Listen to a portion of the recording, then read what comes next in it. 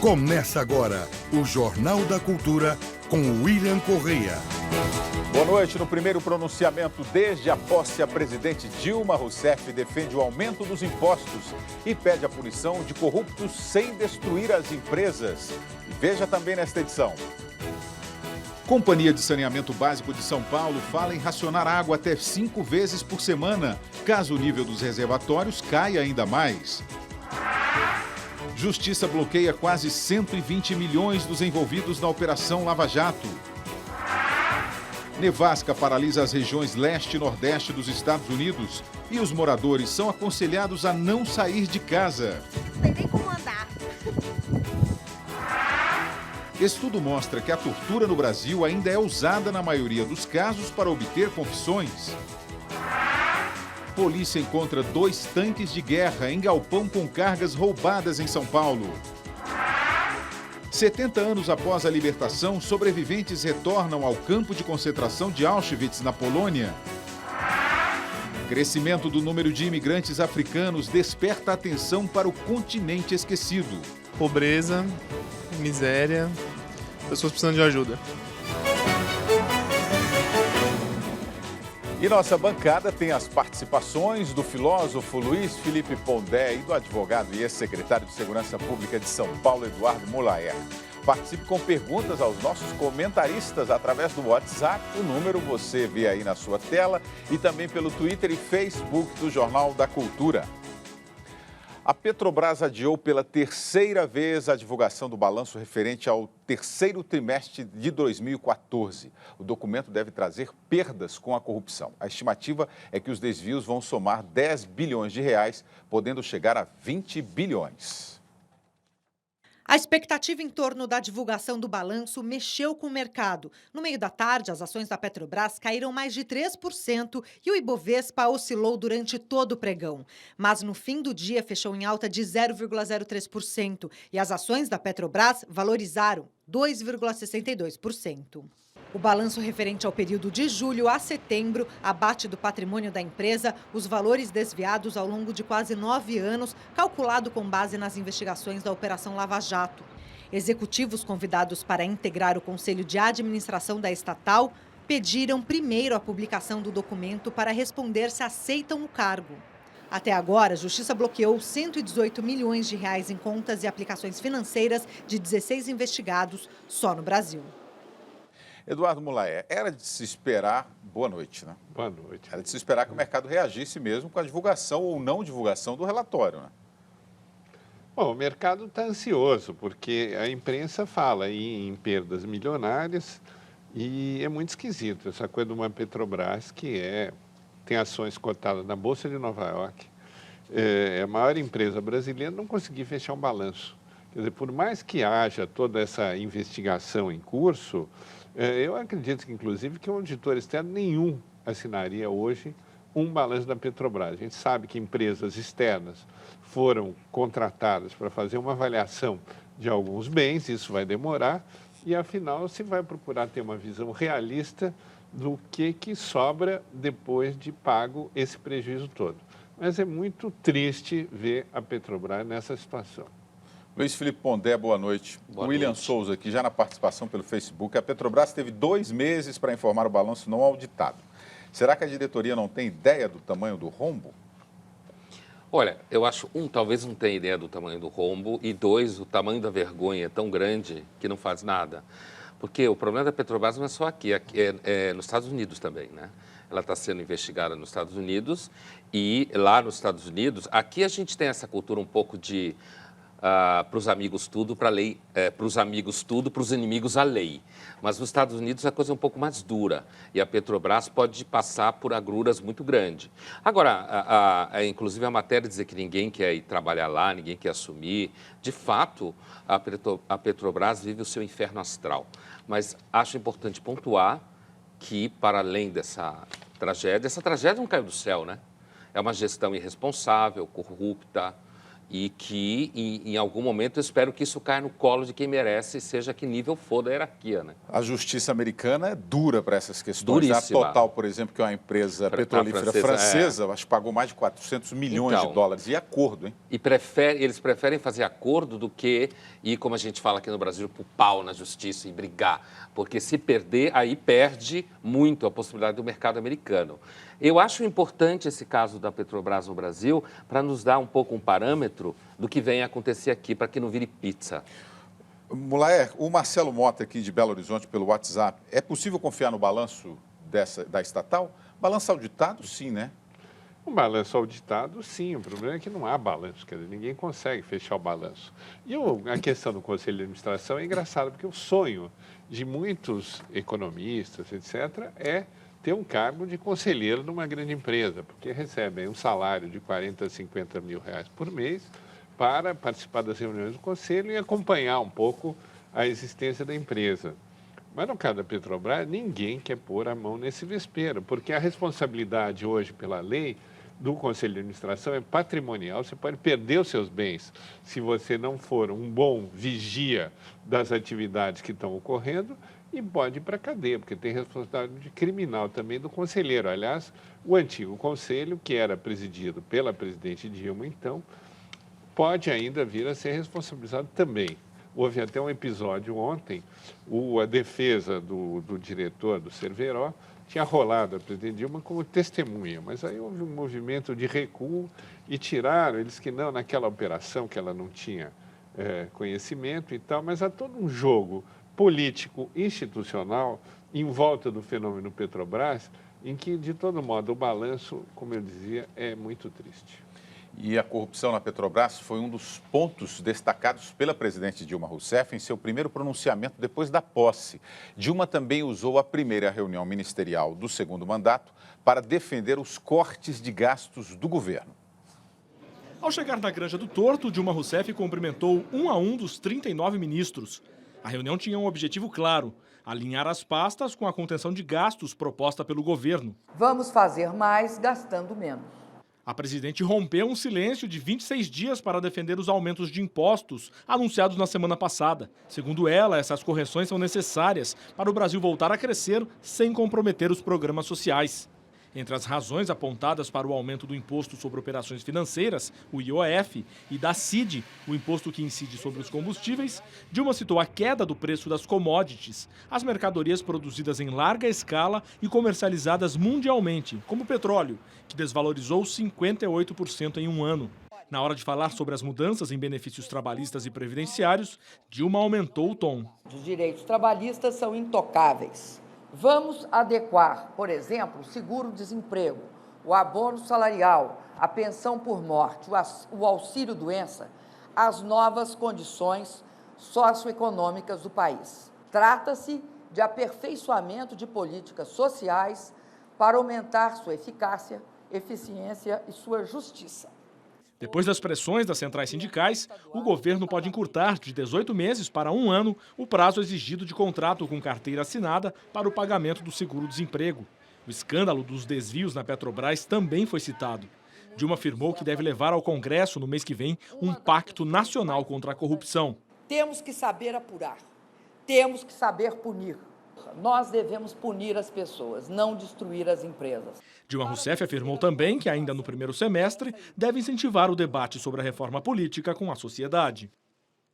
Devemos punir as empresas, não, devemos punir as pessoas e não punir as empresas ou prejudicar as empresas. O que você achou dessa posição da presidente Dilma Rousseff? Olha, William, eu esperava, numa primeira reunião ministerial, conteúdo, alguma coisa consistente sobre o rumo do país.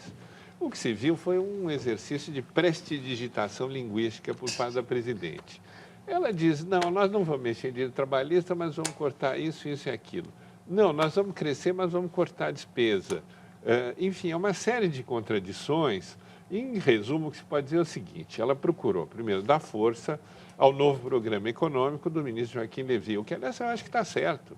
Tem que ter medida de austeridade mesmo. Agora, não adianta dizer que medidas de austeridade faziam parte do programa com que ela foi eleita. E não adianta dizer também que o adversário era canalha quando propunha medida de austeridade e que não há medida de austeridade. Há, sim, vai doer, é doloroso, o governo tem que assumir. Agora, essa linguagem em que vai um para lá e dois para cá, ela acho que vai enganar quem? Quer dizer, acho que é hora de falar claro, vamos ter que cortar, vai ser doloroso, vamos cortar em todas essas áreas, até nos direitos ligados ao trabalho, e paciência, vamos em frente. Quem sabe daqui a 2 anos o país está melhor. Mas a presidente destacou que tem muito boato aí, mais boatos do que informações, por isso que ela quer alinhar com os ministros. Olha, a impressão que eu fiquei e que eu tenho é que a Dilma está perdida, né? Ela está perdida, ela ficou em silêncio há muito tempo, o Brasil está passando por uma crise enorme, ela tem várias situações de saia justa, como se diz. Primeiro, a campanha dela foi toda populista e voltada para a ideia de que não havia problema. É claro, estava mentindo, mas campanha política a gente sabe como é que é.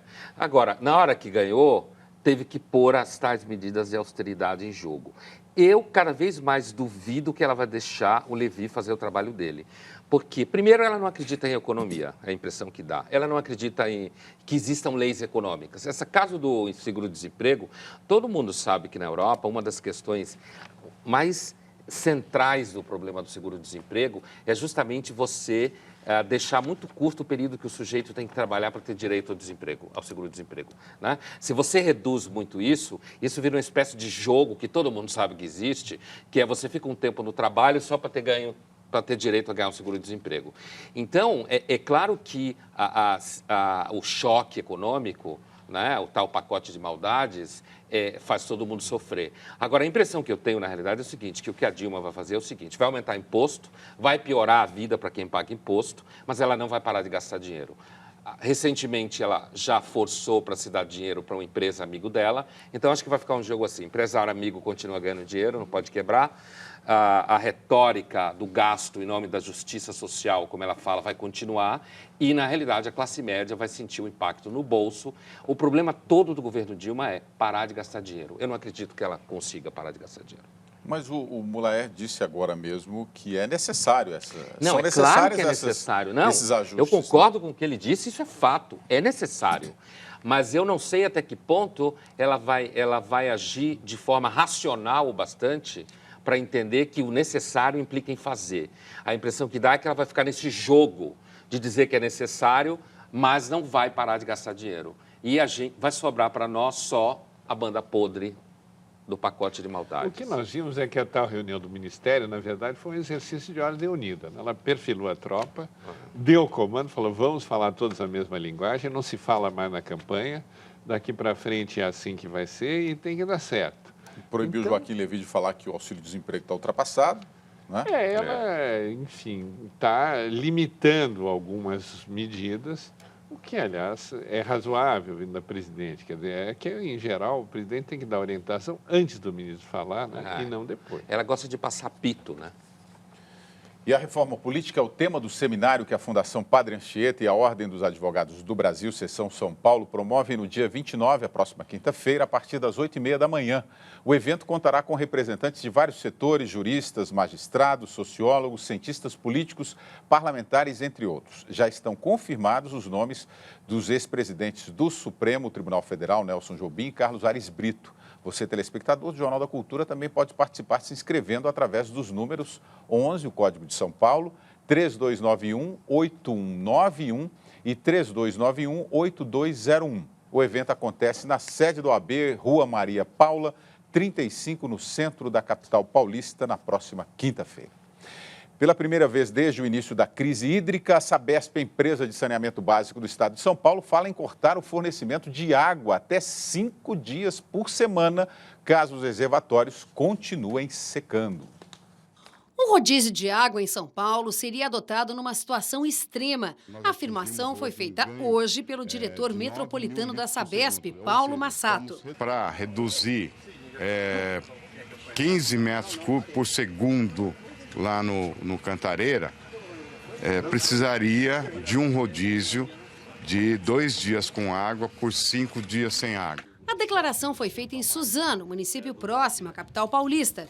Massato acompanhou o governador Geraldo Alckmin durante a inauguração da obra para aumentar a captação de água do Alto Tietê, um dos 6 sistemas que abastecem a capital e os municípios da região metropolitana. As chuvas de verão vêm caindo diariamente em São Paulo e em boa parte da região sudeste, mas o volume está muito abaixo do esperado para essa época do ano. Esta semana, porém, a chuva ganhou mais força na capital paulista e mexeu com o nível dos reservatórios. Boa notícia, o Guarapiranga aumentou mais 2,6 ontem e 2,3 hoje. O Cantareira estabilizou. E aqui o Alto Tietê também subiu 0,1, mas foi para 10,4. No Rio de Janeiro, 2 dos 4 reservatórios do Rio Paraíba do Sul já estão na reserva técnica. Se não chover, os outros 2 devem atingir o volume morto em menos de 15 dias. Em Minas Gerais, a pior situação é do sistema Serra Azul, onde o nível chegou a 5,8%. 49 cidades mineiras já adotaram o racionamento de água. O prefeito de Belo Horizonte disse hoje que a falta de água pode se tornar crítica. A situação ela não é alarmante ainda no sentido, mas pode se tornar crítica se a economia não for feita. Com exceção da região sul, a paisagem da Terra Seca é hoje familiar à população do restante do país. Mas quem não está acostumado a racionar água ainda se espanta com cenas como essa. Moradores em fila na pequena cidade de Caridade, no interior do Ceará, para receber a cota semanal de água. Isso significa, então, que teremos rodízio de água, é isso? Eu acho que é uma declaração assim já bastante dramática. 2 dias sobre 5, eu até já vi. Se eu torço para que tenha água no meu prédio no dia que eu venho para o Jornal da Cultura, para vir limpinho aqui fazer o programa. Mas tem sempre um copinho de água aqui para nós. Tem um copinho, por enquanto. Vamos levar para casa esse copo. Agora, eu até fico pensando se não é uma declaração tão radical que quando tiver 3 dias nós vamos festejar. Falar, nossa, a coisa melhorou muito, vamos ter 3 dias por semana em vez de 2. É uma crise grave. O Antônio Prata publicou uma crônica na Folha criando um cenário de terror baseado um pouco naquela ideia do filme Mad Max, né? A água acaba e a população começa a guerrear e a lutar por causa de água. Eu vi ontem um comentário, hoje na imprensa, a respeito dos Estados Unidos. Nós vamos falar depois da neve nos Estados Unidos, mas dizia assim, muito barulho por nada, eles se prepararam muito e não aconteceu nada. Bendito o país em que não acontece nada e eles estão preparados. Pior é um país em que acontece tudo e nós não estamos preparados, que tem sido o caso do Brasil. Seja com a chuva, seja com a seca, seja com a falta de energia, seja com a sobrecarga. Então, eu acho que nós temos que pensar no futuro também muito num planejamento de energético, levar a sério essa questão, inclusive da energia elétrica, quer dizer, aproveitar mais a energia solar. O Brasil é talvez o país mais ensolarado do mundo, como território banhado por sol, e a gente produz muito pouca energia com fontes fotovoltaicas. Ainda produz pouco aproveitando a força dos ventos, mas eu acho que nós temos que pensar em caminhos revolucionários na área de energia e também de conservação e transformação da água. Quer dizer, por que o Rio de Janeiro não pode fazer a dessalinização como se faz em Israel, por exemplo? É uma tecnologia fantástica.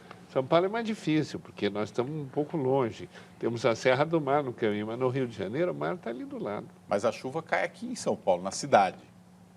Sim, esse é um outro problema. É o problema da impermeabilização das ilhas de calor que nós criamos, que desviam a chuva das suas nascentes naturais para o centro urbano, onde ela só causa estrago e não traz benefício. Mas aí é um outro problema, quer dizer, as cidades nós construímos assim, impermeabilizamos o solo e estamos pagando preço. Mas é que estamos numa situação crítica em que isso, nesse ano, está sendo dramático. Enio Torres Granel, aqui pelo Twitter, Pondé, não tem um lado positivo nessa seca, conscientizar a população dos desperdícios? Eu concordo com o telespectador, assim, é claro que a gente vai sofrer, está sofrendo já. Esse problema de água não é só no Brasil. Quando eu digo assim, não é no sentido de que acho que os governos, agora está acontecendo no Rio, acontecendo em Belo Horizonte, Recife já tem problema de água. Então não é uma questão de São Paulo unicamente, né? É um problema que vem acontecendo, é uma estiagem. Agora, talvez um resumo do que a gente pode aprender é o seguinte: o conceito de jogar água fora tem que acabar. Israel, que na realidade tem das tecnologias mais avançadas de água do mundo, em Israel nenhuma água vai para o lixo, como se diz. Nem a água do esgoto. Nem a água do esgoto. É tudo tratado e tudo reutilizável. Então não existe o conceito de água ir para o lixo. Então essa coisa de que você usa a água e joga no lixo. A água nunca está no lixo. Ela vai e volta e Israel não tem água e, no entanto, dá água de graça para a Jordânia em troco do acordo de paz, para você ter uma ideia, além do consumo interno. Então, isso é uma coisa que a gente vai ter que assimilar no Brasil e não só no Brasil. Por exemplo, na Europa, se pegar exemplos como na França, na Alemanha, ninguém torra água. Né? Aquela história de que banhos são mais curtos. Né? Esses pequenos cuidados vai ter que mudar. Mas o conceito central, veja, a gente tem uma seca e tem 2 rios em São Paulo e não serve para nada. Na cidade, eu estou dizendo, que estão podres. Então, essa noção de água ir para o lixo é uma noção que tem que acabar. E são obras que demoram um tempo, né? Um bom tempo para serem feitas. Teríamos também, William, que pensar numa reengenharia das nossas construções. Porque se cada prédio tivesse uma cisterna para captar água da chuva e tivesse um sistema de aproveitar água de reuso para lavar o quintal, lavar o carro, para usar nos banheiros, por exemplo, o consumo de água cairia brutalmente. É que, pelo que eu sei, pela legislação, nem podia captar água de cisterna, porque o interesse da Sabesp era vender a sua água para os prédios. Agora, quando falta água, nós temos que repensar o sistema, que inclusive vai baratear para os moradores. Nevasca afeta 60 milhões de pessoas nos Estados Unidos e para os transportes. Os caminhões que retiram a neve trabalham sem parar noite e dia em Nova York. Mas é difícil vencer a tempestade. Só hoje o Central Park acumulou mais de 15 centímetros de neve. Na Broadway, teatros e casas de espetáculos fecharam as portas. O mesmo ocorreu com o comércio e o sistema de transporte parou. O prefeito Bill de Blasio mandou que todos ficassem em casa, mas alguns não obedeceram. Quem se arriscou enfrentou frio de menos 5 graus. O executivo espanhol Miguel Carbonell faz mestrado a 20 minutos da cidade de Nova York. Ele gravou um vídeo para o Jornal da Cultura mostrando a situação do bairro onde mora. Isto que aconteceu da noite de ontem para hoje. As autoridades têm sugerido para a gente para ficar em casa. O alarma foi geral até o ponto de fechar a minha escola e ter que ficar em casa. Aquela é a minha casa, temos menos 5 graus, sendo que a sensação térmica é de menos 15. Uma ventania com rajadas de até 120 km por hora é outro problema, que atinge a costa leste e nordeste do território americano. Pelo menos 8 estados que vão de Nova York até o Maine, na fronteira com o Canadá, decretaram emergência. Em Boston, os termômetros registraram 9 graus negativos. A neve chegou à altura do joelho. A jornalista brasileira Tatiana Abrantes estuda na cidade. Ela também gravou um vídeo. Pra vocês terem uma noção do tamanho da quantidade de neve, eu tenho 1,54 m, que eu sou bem baixinha. Eu vou andar aqui para vocês verem qual a quantidade de neve.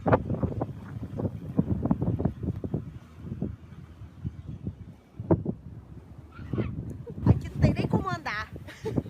Até agora, 5.000 voos foram cancelados na região da nevasca. As decolagens do Brasil para a costa leste americana estão suspensas. A previsão é que o tempo melhore a partir de amanhã.